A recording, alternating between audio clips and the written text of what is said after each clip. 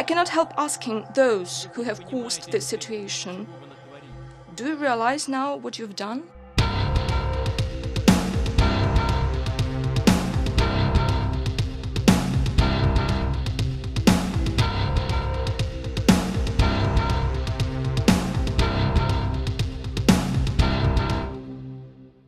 Speaking nearly a month ago, President Vladimir Putin at the International Economic Forum in St. Petersburg, Russia, warned the group of international journalists there repeatedly that Europe, the United States, and Russia were drifting towards full-scale war. We know year by year what's going to happen, and they know we know. It's only you that they tell these fables and you buy it and spread it to the citizens of your countries. Your people do not feel a sense of the impending danger. This is what worries me. How do you not understand that the world is being pulled in an irreversible direction? That is the problem. But they pretend like nothing's going on.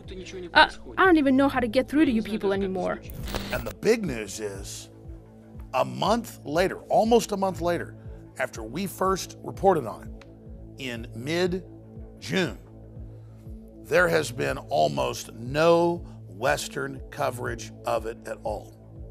And that's exactly what Putin was getting at.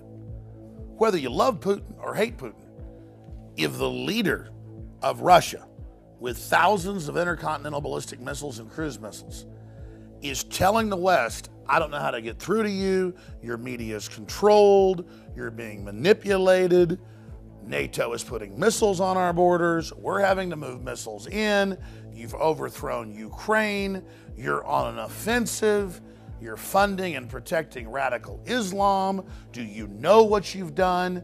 Do you know what you've done, as he said at the UN, destabilizing the Middle East? Why are you doing this? Where are the sound minds across the political spectrum who should be stopping this? Russia has 3 overseas military bases. You have hundreds. You have your spies inside our country trying to overthrow it. You have your CIA people trying to get into our embassies. You are at war with us. And the average American, the average European, the average Brit is not aware of this. Another threat that President Obama mentioned was ISIS. Well, who on earth armed them? Who helped to arm the Syrians that were fighting against Assad? Who created the necessary political climate that facilitated this situation? Who pushed for the delivery of arms to the area? Do you really not understand as to who is fighting in Syria? But the issue of a major world leader saying that we're moving to the brink of war, and it's not in our news, that's the big story. It shows how incredibly controlled things are. Deutsche Bank, one of the biggest banks in the world, is plunging right now. Much bigger than Lehman Brothers. If it continues, it'll make 2008 look tame in comparison. Elites are building armored fortresses and redoubts all over the world, admitting they believe collapse is coming. Governments are digging in. Russia is digging in. Our supposed government is collapsing our borders and bringing people in with diseases and ignoring the Supreme Court rulings. It seems an age of madness or megalomania is now upon us. We've seen great evil out of Russia. We've seen great evil out of Germany. We've seen incredible evil out of communist China. But America has had its problems as well. And now we see Europe and the United States and the whole Anglo-American establishment filled with hubris and arrogance, just violating domestic laws, persecuting the press, leaking classified material and getting away with it. This is the stuff that collapses and major wars and calamities are made of. And most historians point out the parallels between the start of World War I and what we now see happening today, and the parallels with the start of World War II and the climate politically we see today. Even the Pentagon admits that we're probably witnessing one of the most unstable periods in human history right now. But Obama says we've got the best economy ever and the world's the most stable it's ever been, as they do everything they can to push us into crisis. And it's not just the Democrats.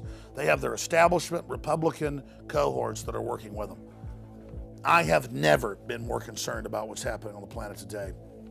And if we're able to raise the alarm, you, the freedom lovers out there, the people that want to have a civilization, the people that don't want to have war, if we're able to come together, whether we be black, white, old, young, conservative, libertarian, Catholic, Muslim, whatever it is, we cannot continue to have these conflicts. We cannot continue to have this globalist crisis brand where they stir up the problems, exacerbate the crises, and then gain power out of it. Because all the money in the world is going to be worthless if we have a major nuclear war.